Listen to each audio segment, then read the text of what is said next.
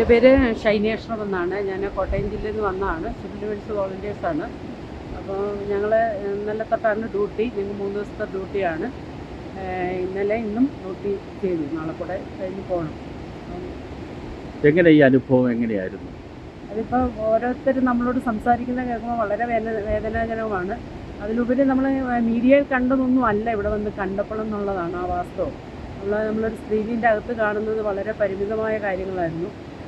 നേരെ മറിച്ച് ഇവിടെ വന്നപ്പോഴാണ് ഇത്രയും ഭയാനകമായ കാഴ്ചയാണ് ഇവിടെ ഉണ്ടായതെന്ന് സംഭവം ഏകദേശം അറിയാമെങ്കിൽ പോലും അത് നേരിട്ട് കണ്ടപ്പം വല്ലാത്തൊരു ഞെട്ടലാണ്. ഇവിടെയുള്ള ആളുകൾ എങ്ങനെ അതിനെ ഫേസ് ചെയ്തു എന്നുള്ളത് നമ്മൾ വളരെ അത്ഭുതകരമായിട്ട് തന്നെ അവരുടെ മാനസികാവസ്ഥ എങ്ങനെ ആയിരിക്കും എന്നൊക്കെ ഉള്ളതിനെക്കുറിച്ച് നമുക്കിപ്പോൾ വളരെ ആശങ്കയിലാണ്. ഈ ഒരു പ്രതിസന്ധിയെ എങ്ങനെ തരണം ചെയ്യാവുന്നതാണ് അഗ്നിസേന അംഗമായ അങ്ങയുടെ അഭിപ്രായം?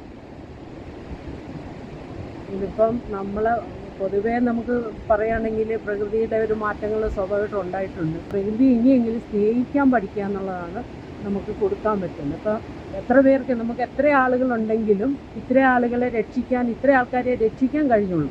ബാക്കി മുഴുവൻ ആളുകൾ ഈ മണ്ണിൻ്റെ ഇടയിലാണ്, കിട്ടാത്ത ആളുകൾ മുഴുവൻ. അപ്പോൾ ആരൊക്കെ ഉണ്ട് ഈ ലോകത്തെ, എത്ര കോടി ജനങ്ങളുണ്ടെന്ന് പറഞ്ഞാലും അവനവനെ രക്ഷിക്കാൻ അവനവനേ ഉള്ളൂ. അപ്പോൾ ആ പരിസ്ഥിതിയെ, ആ പ്രകൃതിയെ സംരക്ഷിക്കുക എന്നുള്ളതാണ്. ഇവിടെയാണ് വനമേഖലയാണ്. അപ്പം നമുക്കറിയാം എത്രയോ വനസമ്പത്തുകളുള്ള ഒരു പ്രദേശമാണ്. മനോഹരമായ ഒരു സ്ഥലമായിരുന്നു. അതെല്ലാം നശിച്ചു പോയി. ഇനി എത്ര കാലം കഴിഞ്ഞാലാണ് ഇത് പഴയ രീതിയിലാവുമെന്ന് പോലും നമുക്ക് ചിന്തിക്കാൻ പോലും കഴിയില്ല. അപ്പം മനുഷ്യർ പ്രകൃതിയെ സ്നേഹിക്കുക എന്നുള്ളതാണ് എനിക്ക് അവസരത്തിൽ പറയാനുള്ളത്. വയനാട്ടിൽ ദുരിതം അനുഭവിക്കുന്ന അനേകം മക്കളെ രക്ഷപ്പെടുത്തുവാൻ വേണ്ടിയിട്ട് കോട്ടയത്ത് നിന്ന് ഇവിടെ വന്നു. ഈ അനുഭവം എങ്ങനെയാണ് ഷക്കൈന ടെലിവിഷനോട് അങ്ങ് പങ്കുവയ്ക്കുന്നത്? ഒരു ഭയാനകരമായ അനുഭവമായിരുന്നു ഇത്. നമ്മൾ ആദ്യം കേട്ടു, ടി വി കൂടെ കണ്ടു. പക്ഷേ വരണം എന്നേരം ആഗ്രഹം ഉണ്ടായിരുന്നു. നമ്മൾ ഡ്യൂട്ടി ഇടുന്നതനുസരിച്ചേ വരാൻ സാധിക്കുകയുള്ളൂ.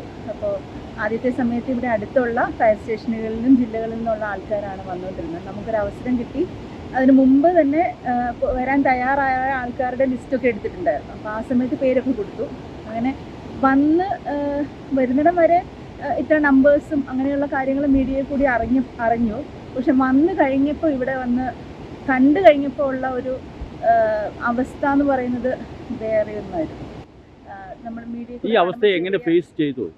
ഈ സെർച്ചിങ്ങിനൊക്കെ പോകുമ്പോൾ ഇന്നലെ വൈകുന്നേരമൊക്കെ ഉണ്ടായ ഒരു അനുഭവം എന്ന് വെച്ചാൽ, രാവിലെ ഞങ്ങൾ വന്ന സമയത്ത് ഒരു ആൾതാമസം ഇല്ലാത്ത ഒരു വീട്ടിൽ ഒരു പോത്ത് അതിൻ്റെ തൊട്ടടുത്തൊരു വീടിൻ്റെ സെപ്റ്റി ടാങ്കിൽ വീണിട്ട് പുതിയത് പണിതിട്ടത്, അതിൻ്റെ വീണിട്ട് അതിനെ രക്ഷിക്കാൻ ആദ്യം പോയത്. അപ്പോൾ അത് തന്നെ ഒരു വലിയ ശ്രമകരമായ ഒരു കാര്യമായിരുന്നു ഈ ഒരു സിറ്റുവേഷനിൽ. അപ്പോൾ അത് കഴിഞ്ഞ് വന്നപ്പോൾ ഒരു സെർച്ചിങ് ആണ്, ഒരു കുട്ടിയെ കാണുന്നില്ല എന്നുള്ളൊരു സെർച്ചിങ് ആയിരുന്നു. അത് തന്നെയാണോ കുട്ടിയെന്ന് അറിയില്ല. ഞങ്ങൾ ഡ്യൂട്ടി കഴിഞ്ഞ് പോകുന്ന സമയത്താണ് കിട്ടിയത്. അപ്പോൾ അതൊക്കെ ഒരു അങ്ങനെ നോക്കി നിന്ന്, നമ്മൾ ഈ ഹിറ്റാച്ചിയിൽ നിന്ന് വീഴുന്ന അവശിഷ്ടങ്ങളിൽ നോക്കി നിന്നിട്ടാണ് അതിനകത്ത് ഇതുണ്ടോ എന്ന് നോക്കിയാണ് നമ്മൾ പറയാം. അപ്പോൾ ആ നിൽക്കുന്ന അവസ്ഥ എന്ന് പറയുന്നത് കുറച്ചൊരു നമ്മൾ ഉദ്ദേശിക്കുന്നതോ ടി വി കാണുന്നതോ പറയുന്നത് പോലെയുള്ള ഒരു കാര്യമല്ല. അപ്പോൾ അത് തന്നെയല്ല, അതിൻ്റെ ഈ കുട്ടിയുടെ അപ്പൻ തൊട്ടടുത്ത് നിൽപ്പുണ്ടായിരുന്നു. അപ്പോൾ ആള് ഒരു തുണിയാണ് നമ്മൾ ഈ തുണികളൊക്കെ വീഴുമ്പോഴാണ് കുറച്ചുകൂടി ശ്രദ്ധിക്കുന്നത്. അപ്പോൾ അങ്ങനെ ഒരു തുണി വീണപ്പോഴത്തേക്കിനും ഇയാൾ അവിടുന്ന് മാറി, വേറൊരു സ്ഥലത്തേക്ക് മാറി. അപ്പോൾ അങ്ങനെയൊക്കെയുള്ളൊരു സാഹചര്യം എന്ന് പറയുന്നത് നമ്മൾ ആ ഡ്യൂട്ടിയിൽ എപ്പോഴും ഇല്ലാത്തത് കൊണ്ടായിരിക്കാം കുറച്ച് സെൻസിറ്റീവായിരുന്നു.